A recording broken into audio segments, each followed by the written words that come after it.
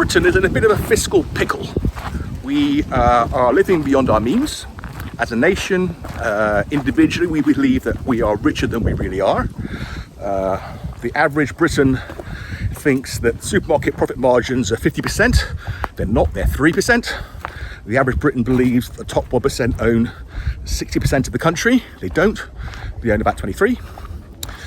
The average Briton believes that rich people don't pay any tax. They don't. The top 1% pays nearly 30% of all tax. And the top 10% pay 60%.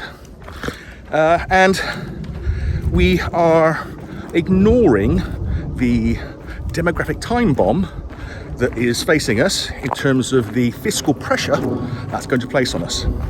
So NHS, pensions, welfare more generally are rising at a rate of 5% a year, and that number is likely to increase, especially if we have to fund social care. Well, our economy, and therefore our tax intake, is going up at about 0.8%. And those numbers do not add up. And we cannot borrow to close the gap. Firstly, because we're already borrowed to the hilt, and 82 pence of every pound we borrow just pays the interest. And secondly, we're not trying to cover a short-term gap.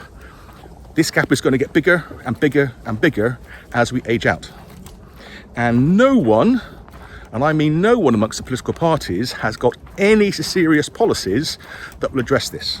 One quick thing, Harley here, say hello Harley, has a quick request. Would you mind hitting the like button and maybe subscribing? Most people who watch these videos don't, and it really, really helps. Okay, that's it, back to the video. The reason why the parties don't have any serious policies to address this is down to the population at large, because we don't accept the new reality. We don't believe that we can't afford it. We don't accept that we should put up with restricted services, lower pensions, lower welfare benefits. We don't accept that we should work longer. We don't accept the actual reality.